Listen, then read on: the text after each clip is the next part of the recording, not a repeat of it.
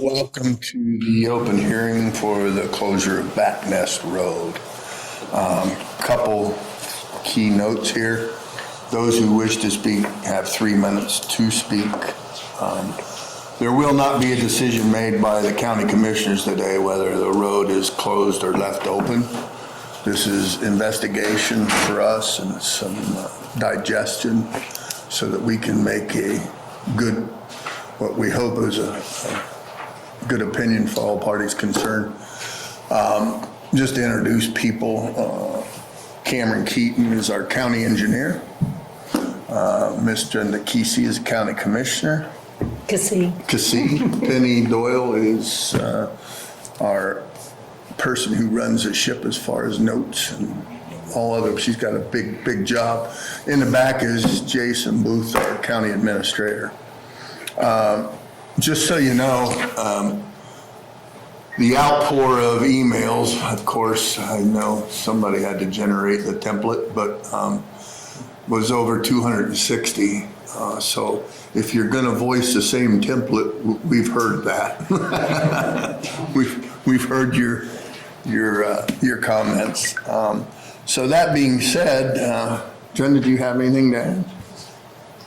Well, as a daughter of a motorcycle business and someone who did enduros my whole life with my dad, you probably know that I would have a desire to see opportunities like that Nest Road for families and for people to be able to enjoy. And so it's a tough thing when you have a landowner who feels differently and wants to vacate the property. So, but I do believe that our tourism is impacted, and I heard from you, and we heard from you in big numbers, and so from coast to coast, California to Washington, D.C., and probably almost half in Ohio. And then locally, I don't know, Dave, our Mid-Ohio Power Sports owner, I know some of your folks, and local people, some local businesses. And so also I'm set on the Knox County Convention and Visitors Bureau. And so Olivia Toth, who is from the Bureau, also that runs that, she's here as well. And we ask her to weigh in on that too at whatever point she wants to do that. Just to clarify, no decision has been made, okay? Just to clarify that. Cameron? I don't have any comments, no. Jason, do you have anything? No. Okay, that being said, when you speak, please state your name so we can hear it and keep record. If you are going to echo each other, can save us some time maybe by not echoing the same sermon for all 30 plus in here. So that being said, who wants to go first? Come on. State your name. Yeah. Okay. My name is Dave Howe. We live around Waterford. I'm an accountant for the state of Ohio. I worked for the Attorney General's office for several years, and I worked for another large agency. When we first hit that next road, and it was of course closed horrifically with signs all over and huge trees dropped illegally, we contacted the Union Township trustees, and they were less than honest with us. I would say they lied multiple times to me and other people. I've already filed a complaint with the Attorney General's office on those trustees. So Union Township, since 1801, it's been a road, it's never been maintained. That's about 100 or 220 years, and there's not a 100-year-old tree in the middle of the road. That road is still there. How does a road stay like that for 220 years? Public use, that's the only way. The south end of that road was bought by the federal government in 1986. That's about 40 years. They have still not tried to close that road. They still want that road to be in use. That's the federal government for 40 years.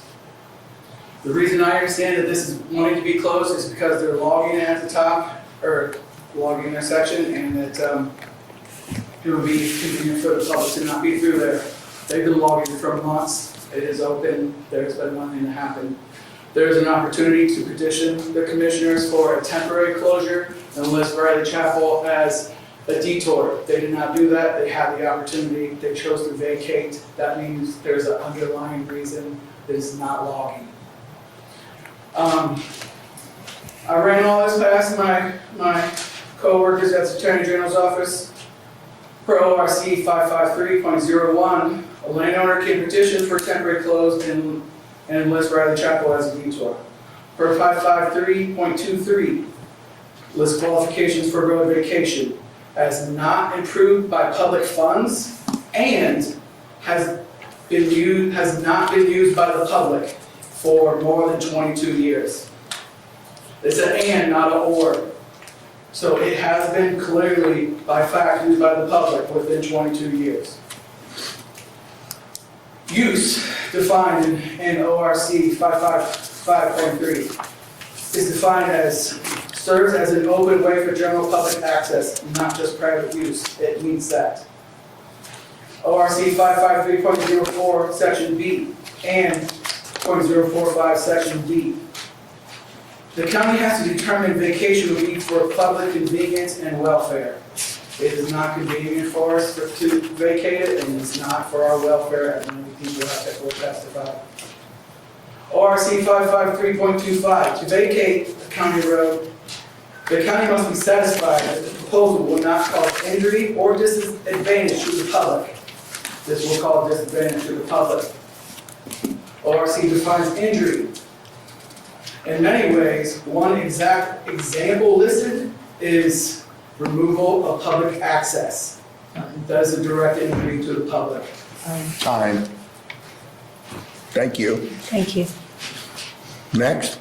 All right, oops, sorry. My name is Christina Ryle. I am a local resident of Knox County, and I'm here as a private citizen today to ask the commissioners to please consider not vacating this property. I'm also here as a member of the overlanding community. There's a lot of people here today in support of that. This is a very well-used route.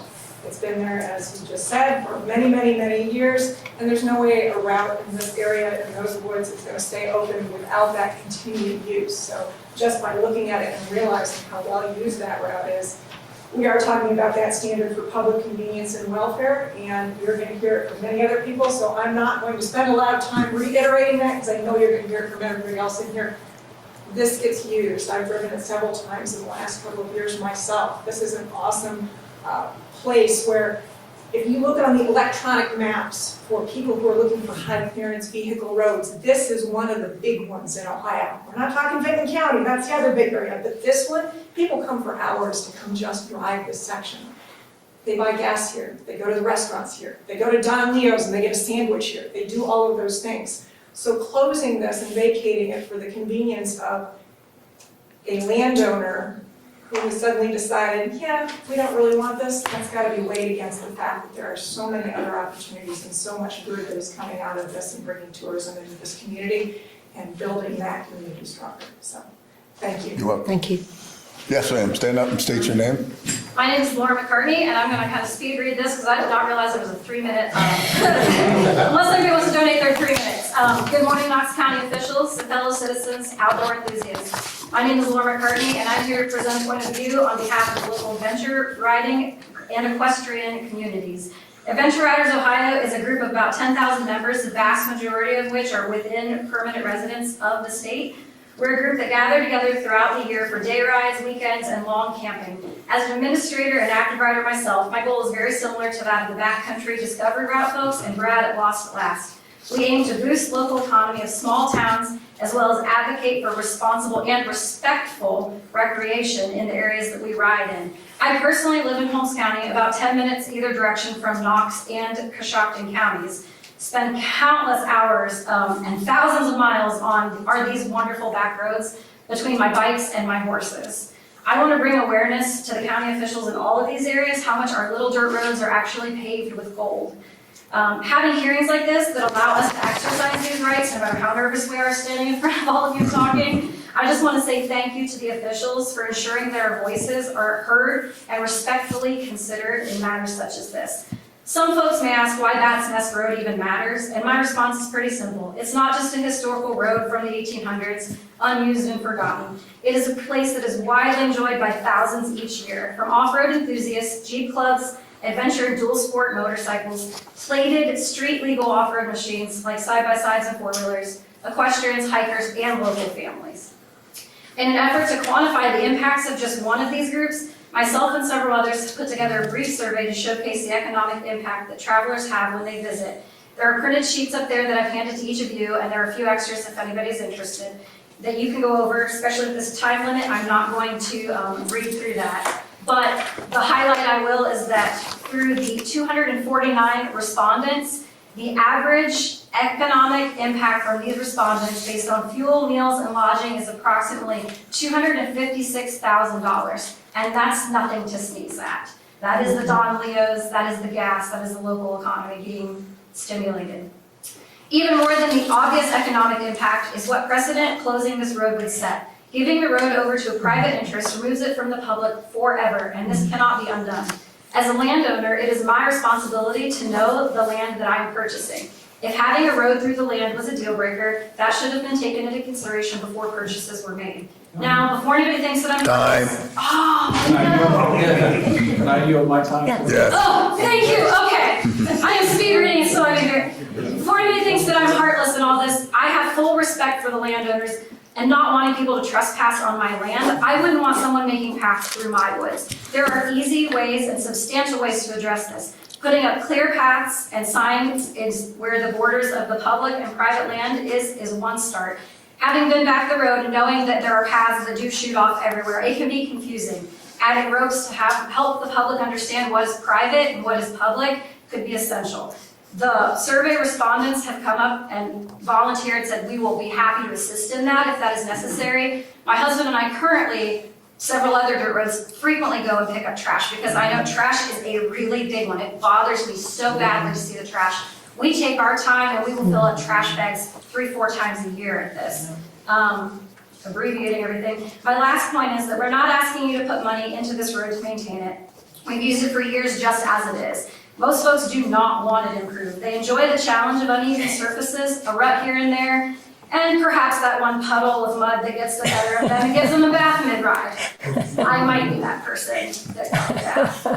If there's an issue of needing a culvert or a correction of the largest mud hole to keep people on the road and not steering around into potential private land, I assure you that if you give us a cost and a reasonable time frame, this community will secure and raise funds to do that. Because there is power when we come together and work towards a common goal. So in closing, I just want to reiterate that I do see both sides, but I also know what this road brings to the local area, and that's why I've shown you that vacating this road would be a mistake. Thank you for your time and for your time allotted. Take a deep breath. Good job. Next. I'm Bob Davis. Commissioners Cassie, Lester, and Purcell and Spirit, thank you for the opportunity to speak today on behalf of the American Motorcyclists Association in opposition to the proposal to vacate a portion of Baptist Road. As mentioned, I'm Bob Davis. I'm the grassroots manager for the AMA. We're founded in 1924. We're headquartered in Pickerington, Ohio. Our mission is to promote the motorcycle lifestyle, protect future motorcycling. We represent more than 215,000 members nationwide, including 13,000 members here in the state of Ohio. Baptist Road has been a popular route for the adventure and dual sport motorcycle riding community for decades. This community travels responsibly, respects private property, and strives to leave areas better than they find them. In addition, these riders contribute to the local economy by purchasing fuel, dining at restaurants, utilizing lodging in the surrounding area. Baptist Road is a historic stretch of public land appearing on maps for more than 150 years. And although it's gone unmaintained by the township for decades, continued public use has kept the road open and passable to this day. We believe that vacating Baptist Road sets a troubling precedent, particularly as so few historic public routes remain available. Thanks. Thank you. Anybody else? Good morning. My name is Brad McFadden. I'm the founder of Lost at Last Adventure Travel. What was it again? I'm sorry. I'm the founder of Lost at Last Adventure Travel. Okay. You sent an email. I saw this. I'm here representing the outdoor recreation community and the adventure tourism industry here in Ohio. I'm here to respectfully ask you to deny the motion to vacate Baptist Road. I understand why we're here. To many, an unmaintained road looks like a liability, a drain on county and township resources. But I'm here to offer a different perspective. To the adventure tourism economy, this road is an asset. I'm the developer of the Great Ohio Adventure Trail, the GOAT. This is a mapped 1,000 plus mile continuous route that spans the entirety of the state from the Ohio River to Lake Erie. It is designed specifically to bring travelers off the highways into rural areas like Union Township. Bad Nest is not just an abandoned thoroughfare. It's a critical piece of a larger statewide network of unmaintained roads. People who ride this trail aren't teenagers causing trouble. The demographic I represent are working professionals, typically in their 40s, 50s, 60s, even beyond. They travel on fully equipped adventure motorcycles and overland vehicles. When they ride the GOAT, they come here to Knox County. They buy fuel right here in Mount Vernon. They eat lunch in Danville. They camp at Mohican State Park.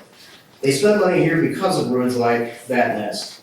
If you vacate this road, you sever a link in that chain. You take a public asset, one that belongs to every resident of this county, and you give it away to private individuals forever. But here's the most important part.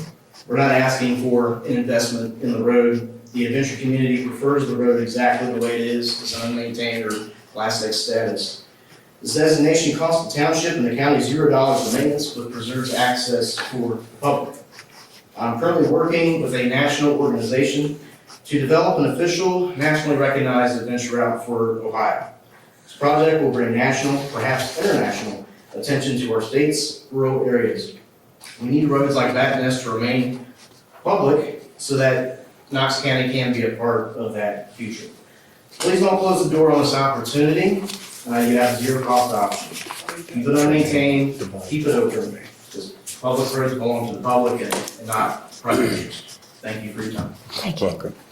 Anybody else? Thank you. Yeah. Well, Hi there, I'm Brett Bennett, a Danville resident, and I'd like to see Bat Nest stay open.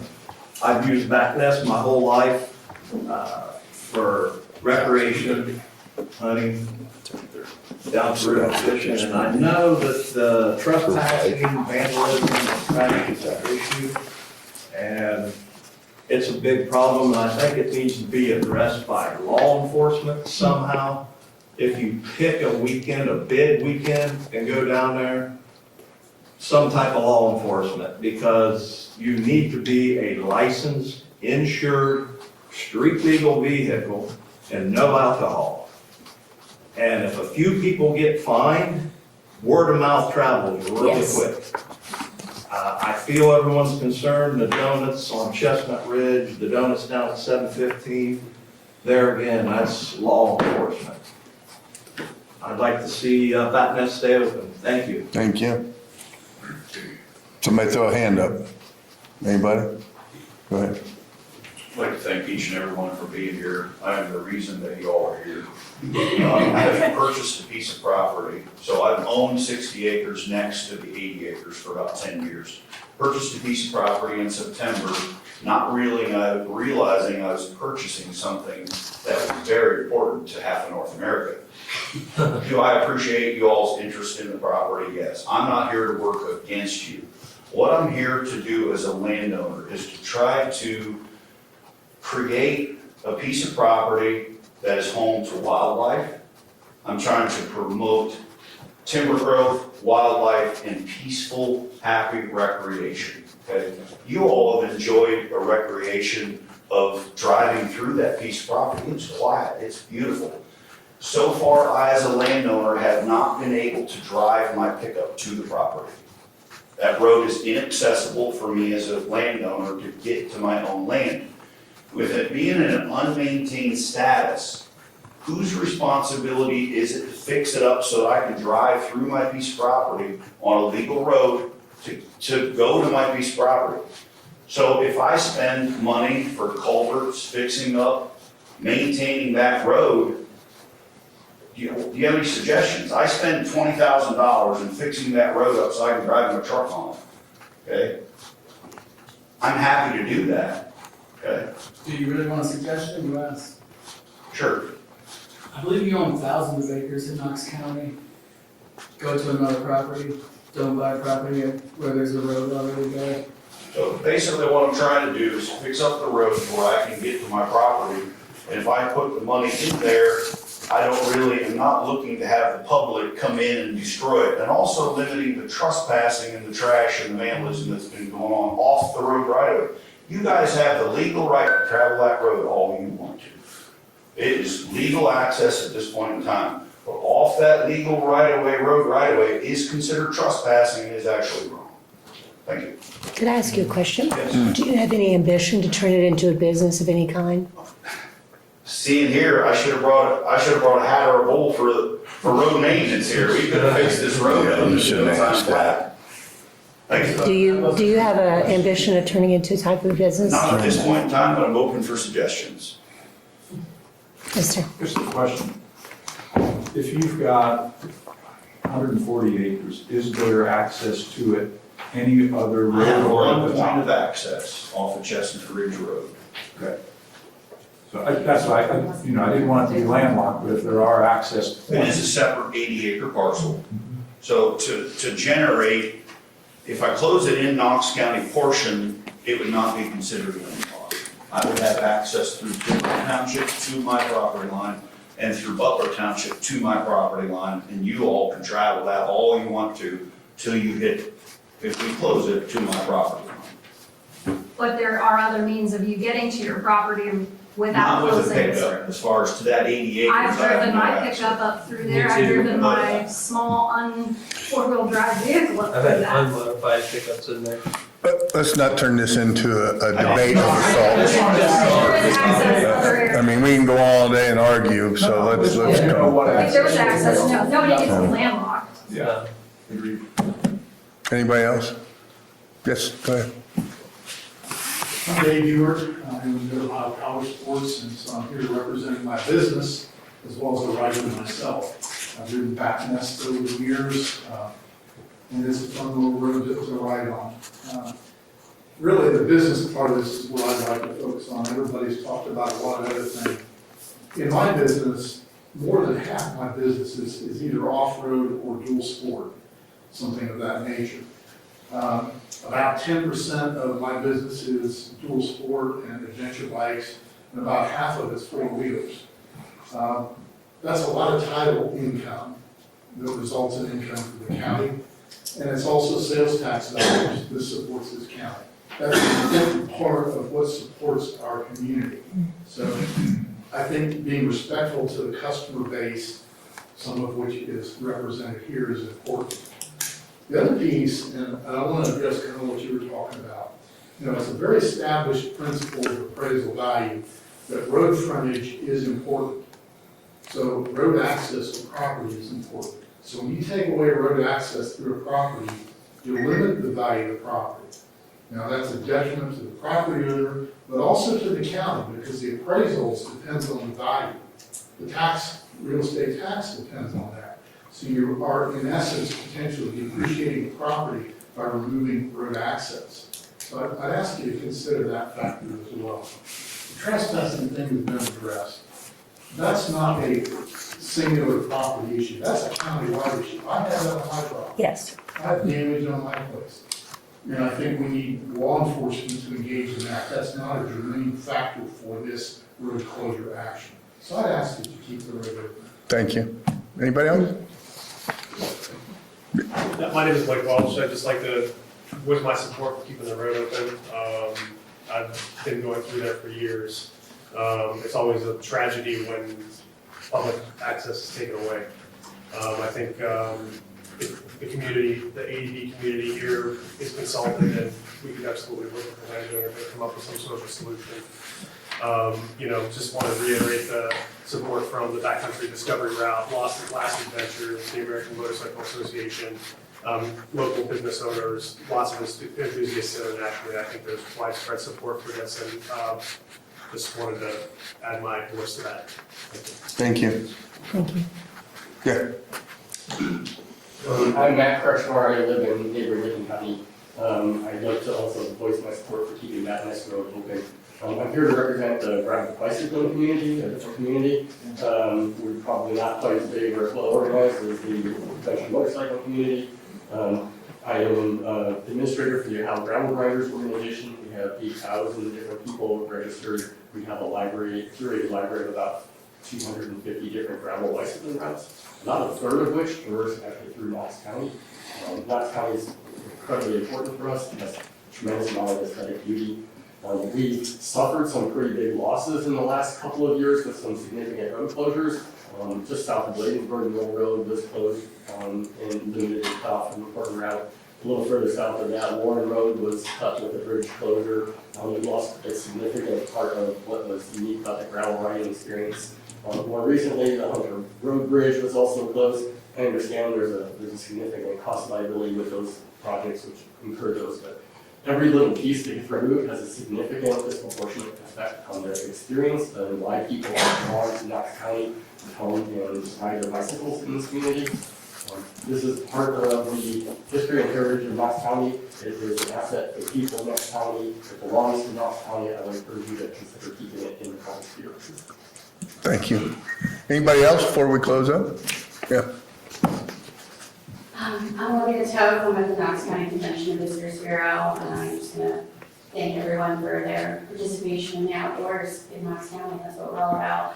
I often say to people that some counties have a Hall of Fame to football, and we have a Hall of Fame to nature and trails. So we feel really proud of that, and we're really grateful for everyone that participates in that. As we know, in Ohio, an overnight visitor spends twice as much as just a day tripper, so we're really looking for that overnight stay. So everyone that comes and stays is inputting into the economy about $400 per night. So we have a lot of relationships in Knox County that really stem from adventure cycling to UTVs and all that sort of thing. So just recently we participated in bringing outdoor pursuits here to have a 300-person ride through Knox County, lovingly named Oktoberfest. That's an adjacent route to our gravel cyclists who like to get out and do things. The Black Fork gravel grinders who have for 10 years have been bringing people to our region and to Mohegan, an area with over 800 attendees. And so not only that, it stems to those other gravel races. There's 7, qualifying series of these gravel races across Ohio, and 2 of those happen in Knox County. Again, that same kind of demographic that we're already working with across the year. Pelotonia, which is a big event that comes through Knox County and finishes in Gambier, has just added a gravel series day. And while that doesn't happen in Knox County, those people train in Knox County. And not only for the regular Pelotonia event, but now for this gravel series that has been added. I think our positioning in this really stands out in our region just for the fact we don't have a state park, we don't have a national forest, but we sit really beautifully in the middle of Central Ohio, and we have this offering that not many people can say that they have, especially in Central Ohio, and so connected to so many of these people that already have really well-established groups that support our area. And like they were saying about, over a third of the gravel grinders routes go through Knox County, and 2 of those counties that are featured in the gravel grinders are within the Mid-Ohio Regional Planning Area. And so again, you're looking at a 15-county Central Ohio region that really can't say the same. So helping us stand out in this way is really important to Visitors Bureau and the offerings and experiences that we really, talk about. So this is special to us and the offers that we give people. So, Thank you. Anybody else real quick? I have 30 seconds. Yeah, Name Scott. time's up. I appreciate everything from the codes that the gentleman brought, to the landowner, to the tourism. I think one of the things that I was telling Laura on the way over here was, if it was a public pool or a public park or whatever here in town that was in front of you, and 95% of the people were enjoying it, 5% were leaving trash or causing problems, you would police it, you would fix it. And just because it's not in front of you guys, it's in front of us, it's something we enjoy. So I appreciate, and we agree, I don't like when people come on our land or leave trash or whatever, same thing. I think we can work towards that, but to close it down because 5% are bad actors and not police it, you wouldn't close the pool, you wouldn't close the local park. And so I guess that's my. One statement I'll make, and that's all I'm going to make, is I understand that you want police involvement. You have to understand that's the Knox County Sheriff's Department, and we're short-staffed now. So to police that would be a real undertaking, but it's a great idea. So, At the present time, I don't think a police car can drive the road. well, they can't get up there. We've been out there and walked it and looked at it. Yeah, you're not, I think the idea that they Game were, warden can't make it to my property. right. Police, and can I have any volunteers to help me clean up the old car that's cut up there? I would love if someone would clean that up for me. If you all. Looks like clean it up. Looks like an overwhelming majority. Yeah.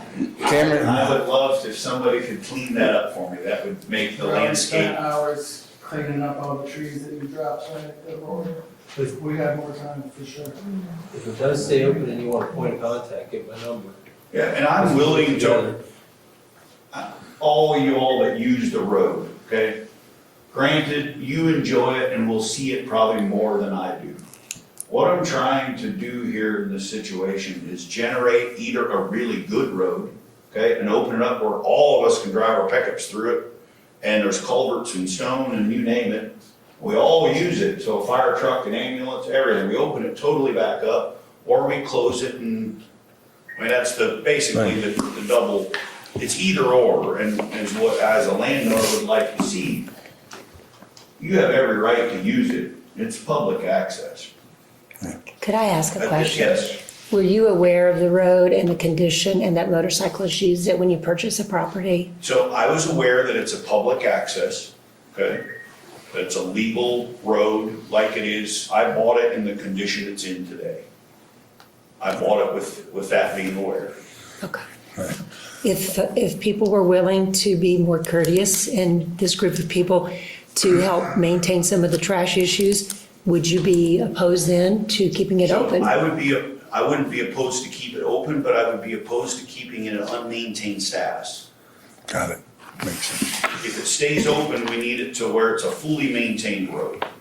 To where I Yes. can drive my pickup into my property, what I'm paying real estate taxes on at any given day or night, the sheriffs, the game wardens, everybody, if an emergency squad, if I break my leg, right now I can't even, any of y'all get hurt riding on there, you can't get a squad in there. But when people log, that's just the risk you take. I've been on logging accidents and, access is an issue, but that's. But if one of my deer hunters falls out of a tree stand, I really can't get a squad down the road. That's, my goal is to make it actually in good shape, is what the What do you mean whole, by your deer hunters? I'm not gonna argue. Okay, you don't have. All right. Do you- We're not gonna turn this into a debate. Yeah, I just want to ask one more question. Do you have If it's intention? really important to you, Yeah, and this is one of my questions, if it's really important to the clubs, maybe some of you could go together and buy it from me. If it's really important, purchase the property, turn it into a riding club. all right, this was a public hearing to gather information. We're not gonna debate. No, we're done. Brenda, we're done. Thank you. You've made your statements. This isn't a debate. This is a public hearing, and I appreciate everybody coming. Like I say, there will not be a decision made today by the Board of Commissioners. There's a lot of research and investigation to be done here, and we'll hopefully resolve this in the correct manner that fits everybody. Does Thanks for Cameron- coming. Does Cameron have any comment? Nope, No, I'm good. Do you have any timeframe? it will be within a week. I mean, we're not gonna drag it out. So we'll have a decision within a week. Can you post that on the town public? We will, yeah. The big thing is we're short a commissioner, so we want all three commissioners involved, so that's when. I'm not a commissioner. No, he's the guy who does pavement and ditches. Yeah, we But thanks, represent everybody, two of for the coming. three. I appreciate everybody's time. Yeah. Thank you. Thank you all. Yeah. Thank you. Everybody Thank travel you. safe.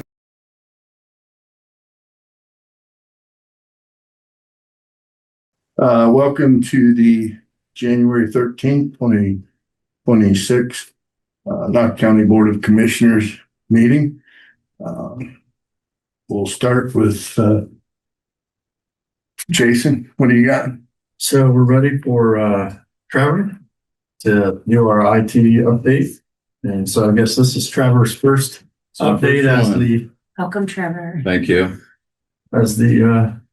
Chief Information Officer. Your shoulders got broader, the weight heavier. Yeah, it's been pretty busy with the handoff, but I think everyone's kind of fallen into their new roles pretty well. Blake has moved up into the sysadmin role, so I've been doing a lot of training with him and a lot of little sessions on how to show him various ropes and things like that. We're starting to move on the city migration to the COTC building. We did the Spectrum internet and got access to the buildings and server room. Just did a walkthrough with the technicians and got an idea of what we're going to have to do. The 2026 agreement, that was taken care of, so that's in place. Another thing that I'm going to be paying a lot of attention to early this year is computer replacements. A lot of our machines are hitting the end of that 5-year replacement cycle. And especially with AI growth, it's getting kind of hard to find computers to purchase. So we're trying to get all those departments in a row and say, well, you need this many machines, so let's go ahead and get those ordered and we'll get them prepped, and trying to stay ahead of the pricing increases. We've seen like a RAM module that might have been $50 last year. It might be $250 today. So is that like the data centers buying up computers? Is that what's exactly going what it on? is. Yeah, they're buying components to put in their servers, and so those components aren't available for For computers. laptops, okay. Interesting. Silver. So still a lot of ongoing projects. One of the things that we completed recently was decommissioning all of our old server 2012 workloads, especially with the domain controllers project that I wrapped up last month. It's many weeks of testing and planning and multi-step process. So I was very happy to get that one done with them. Any news on the home front about the password changes that are coming? I know we had talked about making the passwords not have to be changed so often and going to They were kind of phrases. talking about those phrases, like what 15 character Yeah, passwords, passphrase instead of and then you password. only have to Right. change them. Yeah, I'm working to determine, like, build a template with a correct password reset cadence. Okay. So I'll be in that. Sounds like an easier process than changing. For you, but for them, it's probably No, I mean, easier process for me Yeah, to that's what I log in Right. instead of changing it, not on their behalf. Right. On my behalf, you're correct. Anything else? That's really all I have. You can see that we have the ongoing projects. I don't want to really be too long-winded and get into those. Big one coming up is the battery backup system at the sheriff's office and 911. They're building scale battery backups that keep the whole racks powered in case of power loss. And I sent that, and you took that contract up for Yes. to the prosecutor's office. So when we get that back, we'll get that signed and get that to you. Okay, we appreciate it. Right? Thanks, Trevor. Thank you. Yeah. Laura, come on in. Good job, Trevor. Thank you. Morning. Morning, how are you? Good. It's kind of late for me usually. Yeah. Yes. That must hear it took a while. Oh, well, it's funny that we all so much. 25 more people. Are we ready? Yeah. Okay. So we have the stats on here, and then our final for the year. And you'll see we were up a couple thousand from last year, which seems to be the trend for like total calls per service.